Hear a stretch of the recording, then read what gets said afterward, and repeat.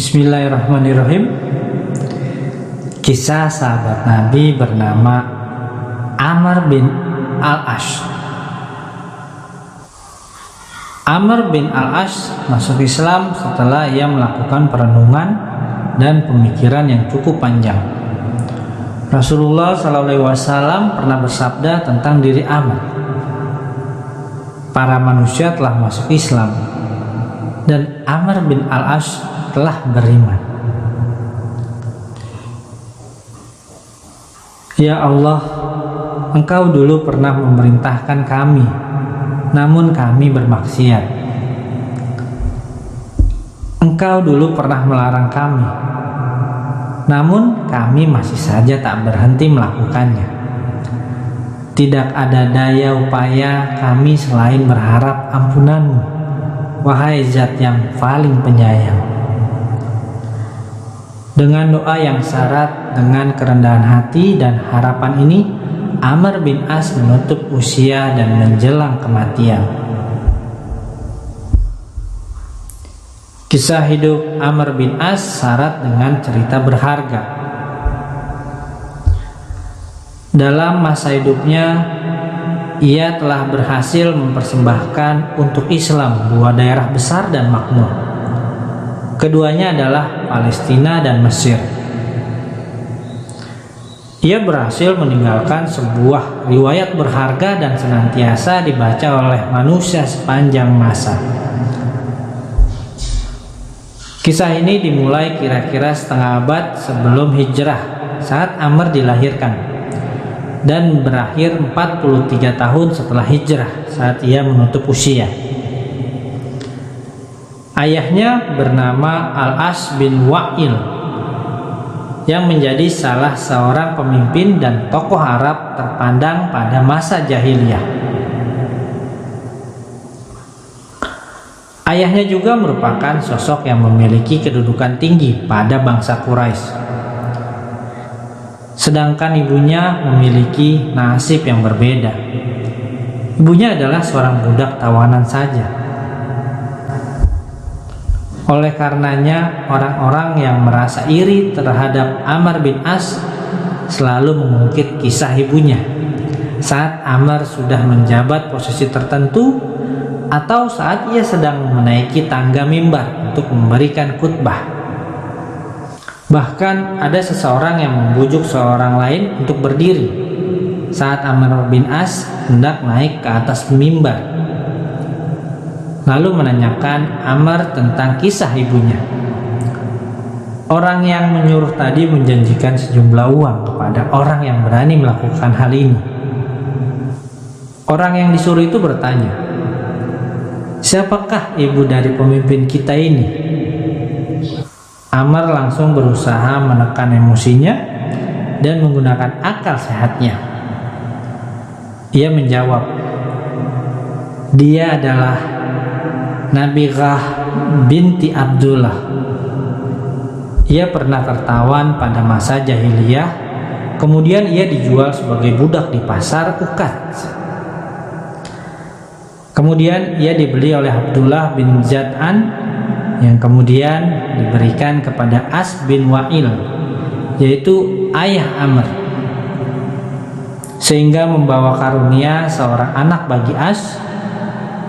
Jika orang yang hatinya teracuni sifat dengki menjanjikan sejumlah uang kepadamu, maka ambillah." Saat kaum muslimin yang menderita berhijrah ke Habasyah untuk menyelamatkan diri dari siksaan bangsa Quraisy dan tinggal di sana, pada saat itu bangsa Quraisy bertekad untuk memulangkan mereka ke Mekah lagi, kemudian menyiksa mereka dengan berbagai siksaan. Bangsa Quraisy menunjuk Amr bin As untuk melakukan tugas ini, sebab ia memiliki hubungan lama yang baik dengan An-Najasyi. Bangsa Quraisy juga membekali Amr dengan hadiah yang disenangi oleh An-Najasyi dan para pemuka agama di sana. Begitu Amr bin As bertemu dengan An-Najasyi, Amr bin As memberikan penghormatan kepadanya dan berkata, ada sebuah kelompok dari kaum kami yang telah berpaling dari agama orang tua dan kakek moyang kami. Mereka kini telah membuat agama baru untuk diri mereka. Bangsa Quraisy mengutusku untuk bertemu denganmu untuk mendapatkan izin darimu agar mereka dapat dikembalikan kepada kaumnya dan kembali kepada agama mereka. Maka An-Najasyi segera memanggil beberapa orang dari sahabat Nabi yang berhijrah. An-Najasyi bertanya kepada mereka tentang agama yang mereka anut, Tuhan yang mereka imani, dan tentang nabi mereka yang membawa ajaran agama ini. An-Najasyi mendengarkan dari penuturan para sahabat tadi yang membuat hatinya menjadi yakin dan tenang. Akidah mereka telah membuat An-Najasyi menjadi suka dengan ajaran agama mereka dan beriman kepadanya. Maka An-Najasyi menolak dengan keras permintaan Amr bin As. Kemudian An-Najasyi mengembalikan semua hadiah yang diberikan oleh Amr bin As. Saat Amr bin As hendak berangkat menuju Mekah, An-Najasyi berkata kepadanya, "Bagaimana bisa engkau menjauh dari urusan Muhammad, ya Amr? Padahal aku tahu bahwa engkau adalah orang yang berpikiran cerdas dan berwawasan luas. Demi Allah, dia adalah seorang utusan Allah kepada kalian khususnya dan kepada manusia secara umum." Amr lalu bertanya, "Apakah kau sungguh mengatakan hal demikian, wahai paduka raja?" An-Najasyi menjawab, "Demi Allah, taatilah titahku ya Amr dan berimanlah kepada Muhammad dan kepada kebenaran yang ia bawa untuk kalian." Amr bin As meninggalkan Habasyah. Ia terus melanjutkan perjalanannya, namun tidak mengerti apa yang ia lakukan. Kalimat yang telah diucapkan An-Najasyi meninggalkan bekas mendalam dan berhasil mengguncang hatinya. Ucapan An-Najasyi tentang Muhammad membuat dirinya ingin segera menemui Muhammad. Akan tetapi ia tidak memiliki kesempatan hingga pada tahun 8 Hijriah, pada saat Allah Subhanahu wa taala berkenan untuk melapangkan dadanya untuk menerima agama yang baru. Maka pada saat itulah Amr berangkat menyusuri jalan yang menuju ke Madinah Munawwarah untuk menemui Rasulullah SAW dan menyatakan keislaman dirinya di hadapan beliau.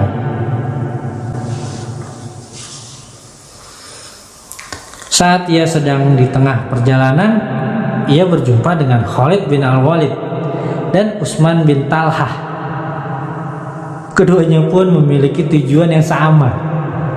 Akhirnya ketiga orang itu pun berangkat bersama-sama. Begitu mereka menjumpai Nabi Sallallahu Alaihi Wasallam, Khalid bin Walid dan Utsman bin Talhah segera berbaiat melakukan sumpah setia kepada Nabi Sallallahu Alaihi Wasallam. Kemudian Rasulullah Sallallahu Alaihi Wasallam membentangkan tangannya kepada Amr. Lalu Amr memegang tangan beliau. Rasulullah Sallallahu Alaihi Wasallam lalu bertanya kepada Amr, "Apa yang terjadi dengan dirimu ya Amr?" Ia menjawab, "Aku berbaiat kepadamu agar dosaku yang terdahulu diampuni." Nabi SAW langsung berujar, Islam dan hijrah keduanya menghapuskan dosa yang terjadi sebelumnya. Pada saat itu Amr langsung berbaiat kepada Rasul SAW. Akan tetapi kejadian ini meninggalkan kesan pada diri Amr bin As yang sering ia ucapkan, "Demi Allah, mataku tidak pernah memandang Rasulullah SAW dan menatap wajah beliau hingga beliau kembali ke pangkuan Tuhannya." Dengan cahaya kenabian Rasulullah SAW melihat diri Amr bin As, beliau mengetahui adanya potensi tertentu dalam dirinya. Maka Rasulullah SAW menunjuk Amr untuk menjadi pemimpin pasukan muslimin dalam perang Zatus Salasil. Meski dalam pasukan tersebut banyak terdapat para tokoh muhajirin dan ansor yang lebih dahulu masuk Islam. Saat Rasulullah SAW sudah wafat dan kekhalifahan berada di tangan Abu Bakar As-Siddiq radhiyallahu anhu, maka Amr bin As berjuang keras dalam peperangan melawan gerakan kemurtadan. Amr bin As juga memberantas fitnah yang merebak saat itu bersama Abu Bakar As-Siddiq radhiyallahu anhu. Amr bin As pernah singgah di Bani Amir dan bertemu dengan pemimpin mereka yang bernama Qurrata bin Hubairaj yang berniat untuk murtad. Qurrata berkata kepada Amr, "Wahai Amr, bangsa Arab tidak menyukai kewajiban pembayaran yang kalian tetapkan kepada semua orang." Maksudnya adalah zakat. Jika kalian menghilangkan zakat tersebut, maka bangsa Arab akan patuh dan taat kepada kalian. Jika kalian menolak untuk menghapuskannya, maka mereka tidak akan bersatu lagi dengan kalian setelah hari ini. Maka Amr pun langsung berseru kepada Bani Amir, "Celaka kamu! Apakah engkau sudah menjadi kafir, wahai Qurrata? Apakah engkau mau menakutiku dengan murtadnya bangsa Arab? Demi Allah, aku akan menjejakkan kaki kuda di kemah ibumu." Saat Abu Bakar As-Siddiq kembali ke pangkuan Tuhannya dan amanah kekuasaan diserahkan kepada Umar Al-Faruq, Al-Faruq memanfaatkan kemampuan dan pengalaman yang dimiliki oleh Amr bin As. Kemudian Umar menempatkan Amr untuk berkhidmat kepada Islam dan Muslimin. Maka lewat Amr bin As, Allah Subhanahu wa Ta'ala berkenan menaklukkan satu negeri demi negeri lainnya yang berada di tepi pantai Palestina. Pasukan Romawi satu demi satu menemukan kekalahan mereka. Kemudian Amr bin As bersama pasukannya berniat untuk memblokade Baitul Maqdis. Amr bin As semakin memperketat blokade di sekeliling wilayah Baitul Maqdis, sehingga Artabun, panglima pasukan Romawi, merasa putus asa. Blokade tersebut menyebabkan Artabun melepaskan kota suci tersebut dan lebih memilih untuk melarikan diri. Maka Yerusalem pun kembali ke pangkuan kaum muslimin. Pada saat itu, seorang pemuka agama Nasrani di sana berharap penyerahan kota suci ini dapat dihadiri oleh khalifah sendiri. Maka Amr bin As segera menuliskan sebuah surat kepada Umar Al-Faruq yang mengundang khalifah untuk menerima secara langsung penyerahan Baitul Maqdis. Khalifah Umar pun hadir saat penyerahan tersebut dan ia menandatangani perjanjian penyerahan kota Yerusalem. Maka Yerusalem pun diserahkan kepada kaum muslimin pada tahun 15 Hijriah berkat usaha Amr bin As radhiyallahu anhu. Umar Al-Faruq jika diingatkan tentang peristiwa blokade Baitul Maqdis dan teringat akan kehebatan Amr bin As, ia akan berkata, "Kita telah berhasil mengusir Artabun Romawi dengan Artabun Arab." Amr bin As masih meneruskan kemenangan besarnya dengan menaklukkan Mesir. Akhirnya negeri yang subur ini menjadi bagian dari wilayah Islam. Di samping itu, Amr bin As berhasil menaklukkan pintu-pintu benua Afrika, negeri Maroko, lalu Spanyol. Semua itu dilakukan oleh Amr bin As. Untuk kaum muslimin hanya dalam setengah abad saja. Kelebihan Amr bin As bukan hanya pada bidang ini saja. Ia juga salah seorang ahli makar dan tipu daya bangsa Arab. Ia juga termasuk salah seorang yang paling jenius di antara mereka. Barangkali salah satu kisah kecerdikannya adalah saat ia menaklukkan Mesir. Amr bin As terus membujuk Umar Al-Faruq agar diperbolehkan untuk menaklukkan Mesir, sehingga Umar pun mengizinkannya. Umar memberikan dukungan kepada Amr bin As dengan 4.000 prajurit muslimin. Maka berangkatlah Amr bin As dengan pasukannya dengan begitu gagah dan tanpa beban. Akan tetapi yang turut serta dalam rombongannya hanya sedikit prajurit saja. Sehingga Utsman bin Affan pun menemui Umar dan berkata kepadanya, "Wahai Amirul Mukminin, Amr bin As adalah orang yang gagah berani. Dalam dirinya terdapat kecintaan kepada jabatan. Aku khawatir ia pergi ke Mesir tanpa jumlah pasukan yang cukup dan logistik yang memadai. Dan hal itu dapat membawa petaka bagi pasukan muslimin." Umar langsung menyesal telah memberikan izin kepada Amr bin As untuk menaklukkan Mesir. Maka ia langsung mengirimkan seorang utusan yang membawa surat dari Khalifah untuk Amr tentang masalah ini. Utusan yang dikirim Umar tadi menjumpai pasukan muslimin di daerah Rafah, di bagian negeri Palestina. Ketika Amr bin As mengetahui kedatangan seorang utusan Umar Al-Faruq yang membawa sebuah surat yang ditujukan kepadanya dari Khalifah, Amr langsung merasa khawatir akan isi surat tersebut. Amr terus berpura-pura sibuk dan meneruskan perjalanannya sehingga ia masuk ke sebuah perkampungan Mesir. Pada saat itu Amr baru menemui utusan Khalifah. Ia langsung mengambil surat tersebut dan membukanya. Di dalamnya tertulis, "Jika engkau menerima suratku ini sebelum memasuki daerah Mesir, maka kembalilah ke tempat asalmu. Jika kau telah menginjak tanah Mesir, maka teruskanlah perjalananmu." Kemudian Amr bin As menyuruh semua prajurit muslimin dan membacakan surat dari Umar Al-Faruq. Kemudian Amr bertanya, "Apakah kalian sudah tahu bahwa kita sekarang sudah berada di tanah Mesir?" Mereka menjawab, "Ya, kami tahu." Amr berujar, "Kalau demikian, marilah kita meneruskan perjalanan ini di bawah keberkahan dan taufik Allah Subhanahu wa Ta'ala." Allah Subhanahu wa Ta'ala pun berkenan menaklukkan Mesir lewat perjuangan Amr bin As. Salah satu bukti kecerdasannya juga adalah saat ia sedang mengepung salah satu benteng negeri Mesir yang kuat.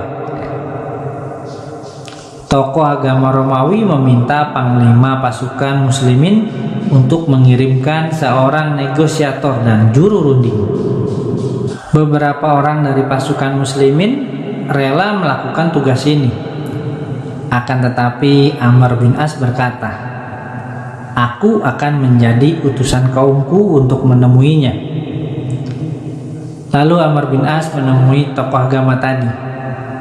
Kemudian ia berhasil memasuki benteng tadi dengan berpura-pura bahwa dirinya adalah utusan panglima pasukan muslimin.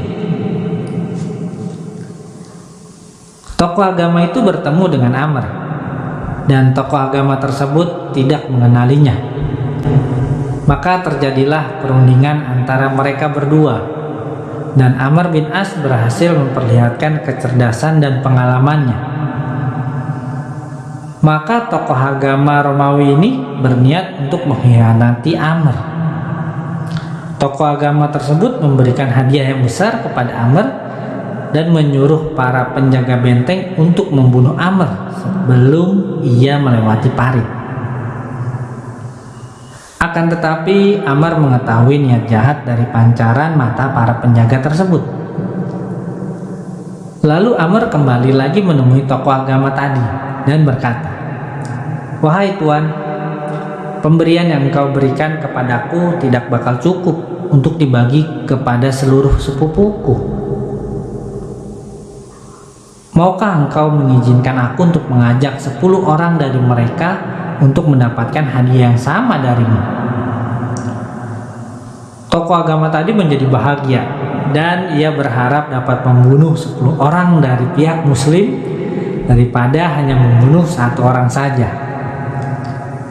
Kemudian tokoh agama tadi memberi isyarat kepada para penjaga benteng untuk membiarkan Amr bin As pergi. Maka selamatlah Amr bin As dari ancaman pembunuhan. Ketika Mesir berhasil ditaklukkan dan diserahkan kepada pihak muslimin, tokoh agama tadi berjumpa dengan Amr bin As dan bertanya dengan nada keheranan, "Apakah ini adalah kamu sebenarnya?" Amr menjawab, "Ya, seperti saat hendak kau hianati dulu." Amr bin As adalah manusia yang amat pandai berbicara dan berdialog, sehingga Umar Al-Faruq menganggap bahwa kepandaian Amr bin As dalam berbicara merupakan tanda kekuasaan Allah Subhanahu wa Ta'ala. Maka setiap kali Umar melihat ada orang yang gagap dalam berbicara, maka Umar berkata, "Sang pencipta orang ini dan sang pencipta Amr bin As adalah tunggal." Salah satu ucapan Amr bin As yang syarat dengan makna adalah, manusia itu terbagi 3. Manusia yang sempurna, separuh manusia, dan manusia yang tak bermakna. Adapun manusia yang sempurna adalah manusia yang lengkap agama dan akalnya. Jika ia hendak memutuskan sebuah perkara, maka ia akan meminta pendapat orang-orang cerdas, sehingga ia akan terus mendapatkan petunjuk. Sedangkan separuh manusia adalah orang yang disempurnakan agama dan akalnya oleh Allah. Jika ia hendak memutuskan sebuah perkara, ia tidak meminta pendapat orang lain, dan ia akan berkata, "Manusia seperti apa yang mesti aku ikuti pendapatnya? Kemudian aku akan meninggalkan pendapatku dan mengikuti pendapatnya."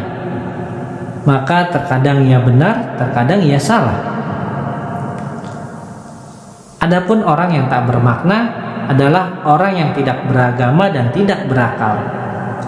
Maka ia akan selalu keliru dan terbelakang. Demi Allah, aku senantiasa meminta pendapat orang lain, bahkan kepada pembantuku. Saat Amr bin As jatuh sakit dan merasakan ajalnya telah tiba, ia meneteskan air mata dan berkata kepada anaknya, "Aku pernah menjalani 3 kondisi yang diketahui oleh diriku sendiri. Aku pernah menjadi orang kafir. Kalau saja saat itu aku mati, maka aku pasti akan masuk ke dalam neraka. Saat aku berbaiat kepada Rasulullah SAW, aku menjadi manusia yang amat malu terhadap beliau, sehingga kedua mataku tak berani menatap beliau. Kalau saja aku mati pada saat itu, pasti banyak orang yang mengatakan, 'Selamat bagi Amr yang telah masuk Islam secara baik dan mati secara baik.' Kemudian aku mengalami banyak kejadian setelah itu, dan aku tidak tahu bahwa semua itu adalah memberikan kebaikan kepadaku ataukah keburukan." Kemudian Amr bin As menghadapkan wajahnya ke arah dinding dan berkata, "Ya Allah, Engkau dulu pernah memerintahkan kami, namun kami bermaksiat. Engkau dulu pernah melarang kami, namun kami masih saja tak berhenti melakukannya. Tidak ada daya upaya kami selain berharap ampunan-Mu, wahai Zat yang paling penyayang. Kemudian ia meletakkan tangannya di bawah lehernya, dan ia mengangkat pandangannya ke arah langit dan berdoa, Ya Allah, tidak ada kekuatan yang aku miliki, maka menangkanlah aku. Tidak ada yang tidak memiliki kesalahan, maka maafkanlah. Aku bukanlah orang yang sombong, akan tetapi orang yang memohon ampunan, maka ampunilah aku, wahai Zat yang Maha Pengampun.